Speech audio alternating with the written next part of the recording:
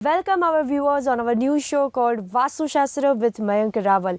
दोस्तों, बहुत सारी बातें हमें वास्तु रिलेटेड जानकारी मिल रही है मयंक जी से, और आपका रिस्पांस बहुत ही अच्छा आ रहा है। आपके ढेर सारे सवाल, ढेर सारे खत, ढेर सारे ईमेल, सारी बातें हम लेंगे, सारी बातें जानेंगे।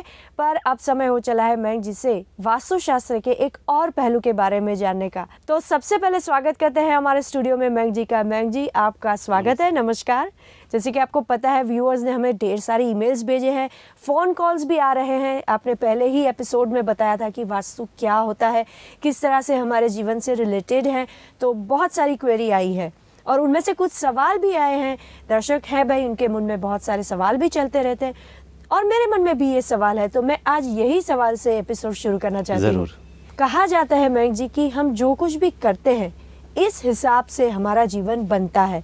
जैसे श्री कृष्ण जी ने भी कहा है कि कर्मण्येवाधिकारस्ते मा फलेषु कदाचन। जो कर्म हम करते हैं उसी के आधार पे हमारा अगला या पिछला जन्म बंधा हुआ होता है, या तो हमें इसी हिसाब से फल मिलता है।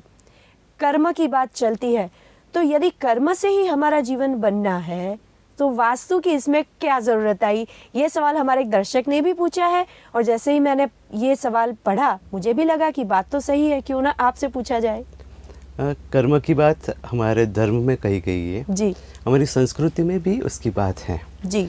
तो कर्म जो है वो हमारे जीवन को असर करते हैं। अगर हम कोई भी अच्छा कार्य करते हैं तो उसकी पॉजिटिव एनर्जी हमें मिलती है, लेकिन वास्तु भी पॉजिटिव एनर्जी देता है। जैसे मेरे पास एक बहुत अच्छी गाड़ी है और वो लेके मैं किसी देहाती एरिया में जाता हूँ जहाँ के रोड्स अच्छे नहीं हैं, उसके ऊपर मैं गाड़ी लेके जाऊँगा तो उसका परफॉर्मेंस अच्छा नहीं होगा। और मान लो कि मेरे पास एक्सप्रेसवे है और 1920 की एक वो पुरानी गाड़ी है जिसकी सर्विस भी नहीं करवाई है, वो अगर लेके मैं जाता हूँ तो वो भी गाड़ी वो रोड पे नहीं चलेगी। जी। वास्तु और हमारे जो कर्म है वो एक दूसरे से इस तरीके से जुड़े हुए हैं। एक रास्ता है, दूसरी कार है। तो अगर दोनों परफेक्ट हैं तो हमारे जीवन की गाड़ी जो है वो काफ़ी स्मूथली जाएगी, क्योंकि हम जो कर्म करते हैं उसका भी इम्पोर्टेंस है। और वास्तु हमारे जीवन को, हमारे शरीर को अच्छी ऊर्जा देता है, हमारे ख्यालात अच्छे आते हैं, उससे भी हमें बेनिफिट मिलता है। जी, मयंक जी ने बात तो अच्छी की कार और रोड के बारे में बता के, पर मयंक जी एक बात मैं पूछूं आपसे। पूछिए। सपोज किसी आदमी ने मर्डर किया है, इतनी नेगेटिव एनर्जी उसमें है, राइट? और अगर ये वास्तु के हिसाब से उसका घर या जहाँ पे उसका मेन काम है ये प्रीमाइसिस वास्तु के हिसाब से ठीक है, तो क्या उसको अच्छी एनर्जी मिलेगी और उसके सारे कर्म धुल जाएंगे? बहुत अच्छा सवाल है जी। सबसे पहले तो वास्तु परफेक्ट मकान में जो रहता है वो नेगेटिव सोच ही नहीं सकता है, यानी वो मर्डर नहीं करेगा। क्या बात है। और अगर उससे मर्डर किया है और वास्तु परफेक्ट जगह में चला जाता है तो उसकी नेगेटिविटी धूल तो नहीं जाएगी, लेकिन वो पॉजिटिव हो जाएगा। उसको एहसास होगा कि मैंने जो किया है वो गलत किया है। अच्छा। तो शायद कन्फेस कर लेगा, शायद उसको ये एहसास होगा कि गलत किया है, तो वो रिग्रेट करेगा और कुछ अच्छा बनने की कोशिश करेगा। यानी अगर पॉजिटिव जगह में हम जाते हैं तो नेगेटिव ख्यालात हमें नहीं आते हैं, पॉजिटिव ख्यालात ही आते हैं। राइट। तो अगर बुरा आदमी अच्छी जगह पे जाएगा तो वो अच्छा ही बन जाएगा, और अगर अच्छा आदमी बुरी जगह पे चला जाता है तो हो सकता है कि उस पर नेगेटिव असर पड़े। मतलब ये वास्तु शास्त्र जो है वो आपके थिंकिंग प्रोसेस ना तो केवल, पर उस हिसाब से आपके जो डीड्स हैं, जो एक्ट है, उस पे भी बहुत बड़ा इम्पैक्ट देता है। बहुत बड़ा इम्पैक्ट आता है, हर चीज़ पे आता है। जी। जैसे कि कोई बिजनेस कर रहा है तो बिजनेसमैन ऑलवेज ऐसे सोचता है कि बिजनेस में मुनाफा कहाँ पे होता है जी। लेकिन अगर वास्तु परफेक्ट जगह पे बिजनेस कर रहा है वो आदमी बैठ के, तो उसको अपने स्टाफ के बारे में भी ऐसा सोचेगा कि नहीं, उसको बेनिफिट मिलना चाहिए, वो कंफर्टेबल रहने चाहिए मेरे प्रीमाइसिस में आने के बाद। और दूसरा, अपने क्लाइंट के भी अच्छे के लिए वो सोचेगा। तो विन विन सिचुएशन में हमेशा उसके प्रीमाइसिस में काम होगा। अल्टीमेटली वो आदमी सक्सेसफुल तो रहेगा ही, क्योंकि सबको साथ में लेके वो चलता है। क्या बात है। मतलब ये एक कर्म ऐसा है कि वास्तु के हिसाब से उसके कर्म ऐसे होंगे कि ना तो केवल खुद को, पर अपने से जुड़े जितने भी लोग हैं उसको भी ये फायदा पहुंचा सकता है। सही बात। तो ये तो बात हो गई कर्म से रिलेटेड। कभी कभी ऐसे भी देखा जाता है मयंक जी कि कर्म हमारे सही हैं, ठीक से अपने दायरे में, अपने धर्म में रह के जो भी काम है हमने किया है, पर रिजल्ट उसके अच्छे नहीं मिलते जो हमने एक्सपेक्ट किए रहते हैं। हर चीज़ अपने हिसाब से सही जा रही है पर फिर भी रिजल्ट नहीं मिलते हैं।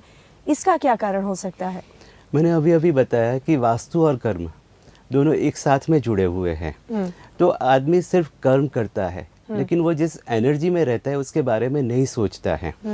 तो वो एक चीज़ बहुत परफेक्टली कर रहा है, लेकिन उसको सक्सेस नहीं मिलती है क्योंकि वो जिस जगह पे रहता है उस जगह की एनर्जी उसको सपोर्ट नहीं करती है। जैसे हम पश्चिम की तरफ मुख रख के काम करते हैं तो ऐसा लगता है कि हमारी लाइफ स्टैग्नेंट हो गई है, इतना सक्सेसफुल हम नहीं हो पाते हैं। वैसे ही अगर आग्नेय कोने में बैठ के कोई आदमी काम करता है, कोई पुरुष अगर काम करता है तो इतना सक्सेसफुल नहीं होता है। लेकिन उसी कोने में अगर कोई महिला बैठती है, कोई स्त्री बैठती है तो उसको ज़्यादा सक्सेस मिलती है क्योंकि वो कोना सिर्फ फीमेल के लिए ही बना हुआ है। जो आपने पहले एपिसोड में कहा था, तो उसका बेनिफिट उसको मिलेगा। बिल्कुल। यानी अच्छे कर्म करने के साथ साथ अच्छी जगह पे अच्छी एनर्जी में बैठना भी बहुत ज़रूरी है, क्योंकि वो आपके मन को असर करता है, आपकी एनर्जी को असर करता है, आपके थिंकिंग को असर करता है। तो दोनों पैरेलली अच्छे होने ज़रूरी है। मतलब ऐसे बोल सकते हैं कि कर्म जो है वो अच्छी दिशा में होने चाहिए और अच्छी दिशा से भी आपके कर्म भी अच्छे होते हैं। एकदम परफेक्ट बताया आपने। बिल्कुल।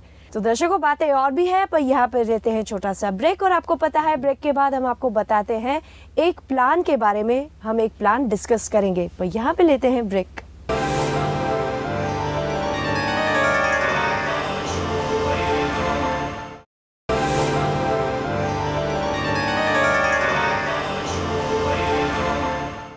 सभी दर्शकों का हार्दिक स्वागत है हमारे शो में, जिसका नाम है वास्तुशास्त्र विद मयंक रावल। मयंक जी हमें बहुत अच्छी अच्छी बातें बता रहे हैं। आज हमने जाना कर्म और वास्तु एक दूसरे से कैसे रिलेटेड है, और अब मुझे पता है आप बेसब्री से इंतज़ार कर रहे हैं प्लान्स का। तो आज हमारे पास मयंक जी महाराष्ट्र से रॉबर्ट ने प्लान भेजा है। तो ये बताता है कि हर संप्रदाय के जो लोग हैं वो वास्तु में मानते हैं। मयंक जी, आपने बताया कि वास्तु होलिस्टिक है, वैदिक से आया हुआ है, पर रॉबर्ट जी ने जैसे भेजा है प्लान, तो लगता है कि हर लोग अब आजकल वास्तु में मानने लग गए हैं, क्योंकि सबको पता लग गया है यूनिवर्सल है वो, सार्वत्रिक उसका प्रमाण मिला हुआ है, तो सब लोग बिलीव तो करेंगे ही। और साइंस है इसमें, this is just pure science.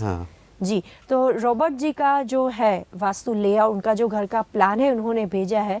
तो मयंक जी, जैसे हर दर्शक के मन में सवाल है, मैं भी आपको पूछूंगी, आप प्लान देके उनका प्रॉब्लम बता दीजिए सबसे पहले। तो उन्होंने जो प्लान भेजा है जी, का जो प्लॉट है वो रेक्टेंगुलर है, और ऐसे प्लॉट में लोग प्रैक्टिकल विचारधारा के ज़्यादा होते हैं, सेंसिटिव कम होते हैं, इमोशनल कम होते हैं। दूसरा, उनका जो ईशान कोना है वहाँ पे उन्होंने ट्री प्लांटेशन किया हुआ है, तो ईशान हृदय से जुड़ी हुई जगह है, यानी हार्ट के रिलेटेड कोई प्रॉब्लम उनके घर में होना चाहिए। क्योंकि अगर वहाँ पे ट्री प्लांटेशन है तो या तो ऐसी कोई घटना बनती है कि जो उनके हृदय को तकलीफ करती है, या उसके रिलेटेड कोई डिजीज भी आ सकता है। तो मयंक जी, ट्रीज तो अच्छे होते हैं, मतलब वो कैसे हृदय से? भारतीय वास्तु में कहा गया है कि जो ईशान कोना है जी, वहाँ से सत्वगुण है वो बाहर आते हैं, और उसका जो फ्लो है वो नैऋत्य की तरफ होता है। तो अगर वहाँ पे बड़े ट्रीज हम लगाते हैं तो उसको सप्रेस कर देते हैं, यानी पॉजिटिव एनर्जी का फ्लो है उसको हम सप्रेस करते हैं, और ईशान हृदय के साथ जुड़ी हुई दिशा है, तो वहाँ पे बड़े ट्रीज प्लांट नहीं करने चाहिए, ब्लॉकेजेस आ जाते हैं। एग्जैक्टली। दूसरा, अगर उनके घर का मुख्य द्वार देखते हैं तो ये मानते हैं कि उनका पूर्व में वो दरवाज़ा खुलता है, लेकिन एग्जैक्टली अगर देखा जाए तो वहाँ पे एक मिथ है उनके दिमाग में कि ईशान में अगर कोई द्वार होता है तो अच्छा है, लेकिन कोई भी कॉर्नर है वहाँ पे कोई द्वार आते हैं तो उसकी कोई ना कोई नेगेटिव एनर्जी होती है, और ये जो है वो पूर्वी ईशान में उनका जो द्वार है उसकी वजह से जो इनकम आती है उसका इनफ्लो और आउटफ्लो वो ऑलमोस्ट सिमिलर हो जाता है, यानी सेविंग्स नहीं होते हैं। तो वो एक उनकी लाइफ में डिफ़िकल्टी आनी चाहिए इसकी वजह से। दूसरा, इनका जो लिविंग रूम है वो वायु कोने में आया हुआ है, लेकिन अच्छी बात यह है कि उनकी सिटिंग अरेंजमेंट जो है वो ईशान को फेस करती है, यानी जो बड़े प्रॉब्लम्स इसके रिलेटेड आने चाहिए वो नहीं आएंगे, क्योंकि सिटिंग अरेंजमेंट अच्छी है। कई बार ऐसा होता है कि कोई प्रॉब्लम हमें दिखाई देता है, लेकिन अगर अच्छे से वो रिजॉल्व हो सकता है तो उसकी अरेंजमेंट भी देखनी चाहिए, ओरिएंटेशन भी देखना चाहिए। सिर्फ वो बेसिक प्लान देख के हम प्रेडिक्ट नहीं कर सकते हैं। तीसरी बात है कि उनका जो किचन है वो ईस्ट में आया हुआ है, वो भी अच्छी बात है, क्योंकि वहाँ पे अगर किचन होता है तो घर में जो खाना बनता है वो थोड़ा सात्विक बनता है, उसका टेस्ट अच्छा नहीं होता है लेकिन खाने में मज़ा आता है, तो मतलब वो भी आपके हेल्थ के हेल्थ के लिए बहुत अच्छा होता है, यानी वो भी अच्छा है। तीसरी अच्छी बात है कि उनके टॉयलेट्स बहुत अच्छे से प्लेस हुए हैं, तो उसका कोई प्रॉब्लम नहीं है। उनके 2 बेडरूम्स हैं, उसमें से एक है वो नैऋत्य में है, वो अच्छा माना जाता है। लेकिन नैऋत्य में जब बेडरूम आता है तो उसमें सोने की जो व्यवस्था है वो अच्छे से होनी चाहिए, यानी कि अगर आप वेस्ट यानी कि पश्चिम में सिरहाना रख के सोते हैं तो आपको निंद्रा नहीं लेकिन तंद्रा आती है, यानी कि सोने का सेटिस्फेक्शन नहीं मिलता है। आपको ऐसा लगता है कि नहीं हम ज़्यादा देर तक सोते रहते हैं, तो आलसी स्वभाव हो जाता है, थोड़ा लेथार्जिक हो जाते हैं। एग्जैक्टली। तो वो सोने की जो व्यवस्था है उसकी वजह से जो प्रॉपर एनर्जी मिलनी चाहिए इस जगह पे नहीं मिलती है। तो अगर वही जो उनकी जो व्यवस्था है उसको अगर चेंज कर देते हैं और उसको चेंज करके अगर साउथ में सिरहाना रखने की व्यवस्था करते हैं तो वो अच्छा है। मतलब ये जो बेडरूम है वो सही है, सिर्फ अंदर का थोड़ा ओरिएंटेशन चेंज करने की ज़रूरत है। दूसरी बात ये है कि उनका दूसरा जो बेडरूम है वो साउथ ईस्ट यानी कि आग्नेय कोने में आया हुआ है, तो वहाँ पे कपल को नहीं रहना चाहिए। उनके पास दूसरी व्यवस्था है, तो अगर कपल को रहना है, मेन कपल को रहना है तो साउथ वेस्ट यानी कि नैऋत्य में रह सकते हैं। ये जगह लड़कियों के लिए या तो औरतों के लिए बहुत अच्छी है, तो वहाँ पे उस तरीके से रहना चाहिए। और अगर वहाँ पे कंपल्सन है कि नहीं यहीं पे बेडरूम बनाना है, दूसरी कोई व्यवस्था उनके घर में दिखाई नहीं देती है, तो अगर उस हिसाब से देखा जाए तो उनकी जो साउथ वॉल है ये रूम की, उसको अगर ऑरेंज कलर लगा दिया जाए तो ये जगह जो है उसकी एनर्जी को बैलेंस करने में सपोर्ट करेगा। और जो उनका बेड है वो अच्छे से प्लेस किया है, तो उसके साइड में अगर ग्लास के किसी बाउल के अंदर गुलाब की पत्तियां अगर रखते हैं पानी में तो वो भी एनर्जी को सपोर्ट करेगी, तो उसका बेनिफिट ज़रूर मिलेगा। साउथ की जो वॉल है उसको ऑरेंज कलर से रंगना है, और दूसरा आपने बताया कि साइड टेबल पे कुछ गुलाब की पत्तियां पानी में कांच के बाउल में, ग्लास बाउल में रखनी है। जी। डाइनिंग रूम बहुत अच्छे से प्लेस किया गया है, तो वो भी अच्छा है, यानी खाने के टेबल पे हमेशा अच्छी बातें होती रहेगी, उस टाइप की अरेंजमेंट है। काफ़ी सारी अच्छी चीज़ें हैं। जनरली खाने के टेबल पे ही एक मुद्दा को लेकर बहुत बड़े मसले बन जाते हैं, युद्ध भी हो जाते हैं कई बार। तो वो इस घर में नहीं होंगे, लेकिन जो द्वार है उसको हमें नेगेटिव जो एनर्जी है उससे बचाना पड़ेगा। तो अगर हर थर्सडे को उसका जो थ्रेशोल्ड यानी जो उम्बर होता है उसकी पूजा की जाए, दरवाजे की पूजा करके, अगर उसके ऊपर अशोका ट्री जो होते हैं उसका एक तोरण लगा दिया जाए तो उसका बेनिफिट मिलेगा। इसमें गूगल और चंदन का धूप सुबह और शाम 2 टाइम करना बहुत ज़रूरी है। और ट्री प्लांटेशन जिस तरीके से उन्होंने किया है वो थोड़ा प्रॉपर नहीं है, तो ईशान में तुलसी के पौधे लगा देने चाहिए। और उनका जो वायु कोना है वहाँ 2 बेलपत्र के पौधे अगर लगा दिए जाएंगे तो उसका बेनिफिट ज़रूर मिलेगा। घर की जो मुख्य स्त्री है पूर्णिमा के पहले का जो दिन है वो दिन अगर खीर बना के वो घर के सारे सदस्यों को साथ में बिठा के अगर खिलाएगी तो उसका बेनिफिट ये घर को मिलेगा। और सबसे अहम चीज़ ये है कि ये घर में शिव पूजा बहुत ज़रूरी है, यानी जो मेन कपल है साथ में बैठ के शिवलिंग पे पानी, दूध, पंचामृत, सरसों, गन्ने का रस और पानी से अभिषेक करके, मतलब ये सारी चीजें या एक के बाद एक उसको अभिषेक में इस्तेमाल करनी चाहिए। पानी, गन्ने का रस, सरसों, पानी, दूध, पंचामृत, सरसों, गन्ने का रस और फिर से पानी।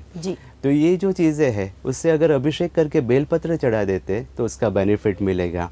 और ये करने से उनका जो परिवार है वो एक साथ में जुड़ा रहेगा, जो फाइनेंशियल स्ट्रेस है वो भी कम हो जाएगा, बॉन्डिंग बढ़ेगी और ऐसा लगेगा कि नहीं हम अच्छे से जी रहे हैं। बिल्कुल महेश जी, आपने बहुत अच्छी टिप्स दी और मुझे यकीन है कि मिस्टर रॉबर्ट अभी ये सारी टिप्स नोट कर रहे होंगे।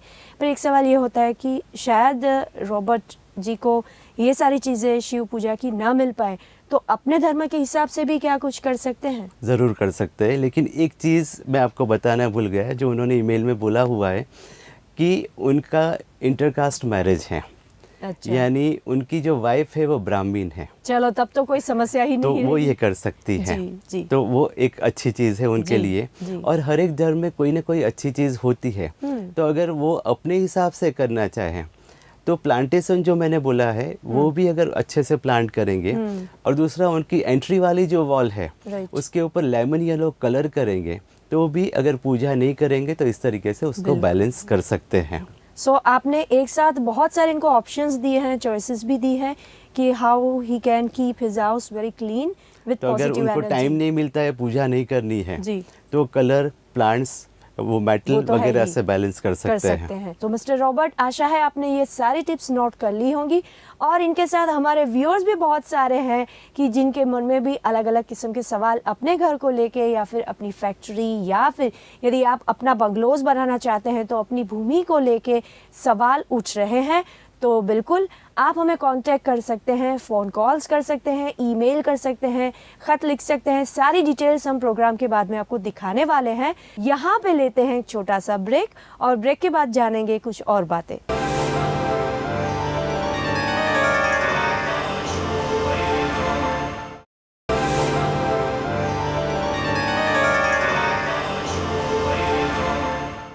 ब्रेक के बाद हमारे सभी व्यूअर्स का स्वागत है हमारे शो में जिसका नाम है वास्तुशास्त्र विद मयंक रावल।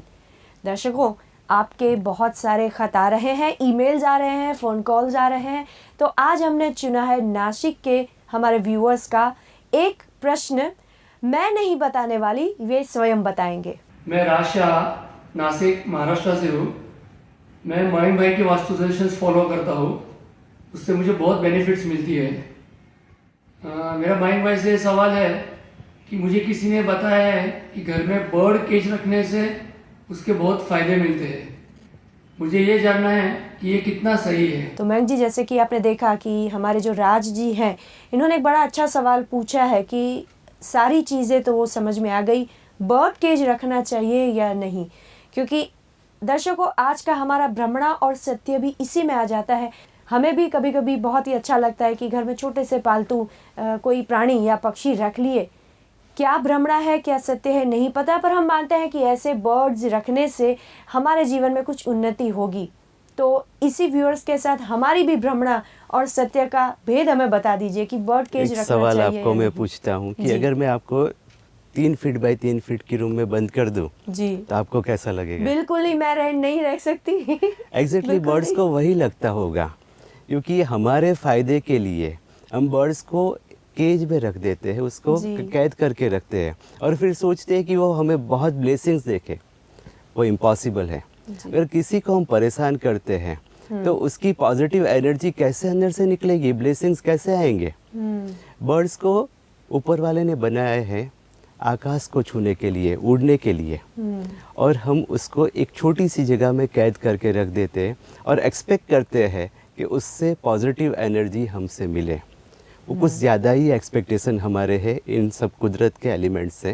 वो नहीं रखने चाहिए, क्योंकि जिनको बर्ड्स बेचना है वो तो वास्तु के साथ जोड़ के रख देंगे, लेकिन भारतीय वास्तु जो है उसमें जो बातें की है वो पॉजिटिव एनर्जी की कही गई है और उसमें सार्वत्रिक बातें हैं, यानी किसी का बुरा करके आपको अच्छा नहीं मिलेगा। जैसे मैंने कर्म की भी बात कही थी, तो वो समझना बहुत ज़रूरी है कि किसी को कैद करने से हमें पॉजिटिव एनर्जी कभी भी नहीं मिलेगी। यानी ये भ्रमणा ही है, गलत है, इसमें कोई तथ्य या सत्य नहीं है। बिल्कुल, क्योंकि आप अपने लिए पॉजिटिव एनर्जी लाने के लिए किसी और की एनर्जी को बांध देते हो, चाहे Exactly. वह छोटा सा पक्षी ही क्यों ना किसी हो। को तकलीफ देने के बाद जी, हम जी, एक्सपेक्ट बिल्कुल, करते हैं कि वो पॉजिटिव एनर्जी हमें देगा। तो देखा दर्शकों, आज कितनी पते की बात हमको मयंक जी ने बताई, हमारी भ्रमणा और सत्य दोनों मिटा दिया। अब बारी आती है वास्तु टिप की। मुझे पता है आप अपना पेन और पेपर लेके बैठ गए हैं, मैं भी तैयार ही बैठी हूँ कि आज हमें कौन सा टिप मिलेगा मयंक जी से, ताकि जल्दी से मैं घर जाऊँ, उसको अप्लाई करूँ और मेरे घर में, मेरे वर्क प्रीमाइसिस में मैं एकदम से सुख और शांति पाऊँ। मयंक जी, आज का वास्तु टिप क्या है? आपको अपना कॉन्फिडेंस बढ़ाना है तो सुबह में जल्दी उठ जाइए, यानी सूरज उगने से पहले अगर आप अपने बेड में से बाहर आ जाते हैं और सूरज को आप जल चढ़ाते हैं तो आपको बहुत अच्छी पॉजिटिव एनर्जी मिलेगी, आपका कॉन्फिडेंस बूस्ट होगा और आप ज़रूर सक्सेसफुल होंगे। चलिए, ये मेरे लिए तो बहुत ही अच्छी बात बताई। सूरज उगने से पहले उठना थोड़ा डिफिकल्ट है, लेकिन उठना चाहिए, वो पर फायदेमंद करना रहेगा। पड़ता है, बिल्कुल करना ही चाहिए, ताकि आप सूरज देवता को अर्घ्य चढ़ाएं और हाँ। पॉजिटिव एनर्जी लें। तो ये है आज की हमारी वास्तु टिप, इसे ज़रूर फॉलो कीजिए और अपने जीवन में आज के लिए सुख और शांति का एहसास करें।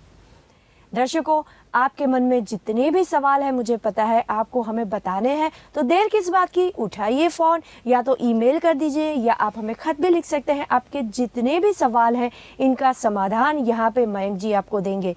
तो इनके लिए कॉन्टैक्ट डिटेल्स मैं दे देती हूँ। Contact Mayank Rawal +91 70454 15729. Email ID soham@mayankraval.com and www.mayankraval.com. आशा है आपने हमारे कॉन्टैक्ट डिटेल्स नोट कर लिए होंगे।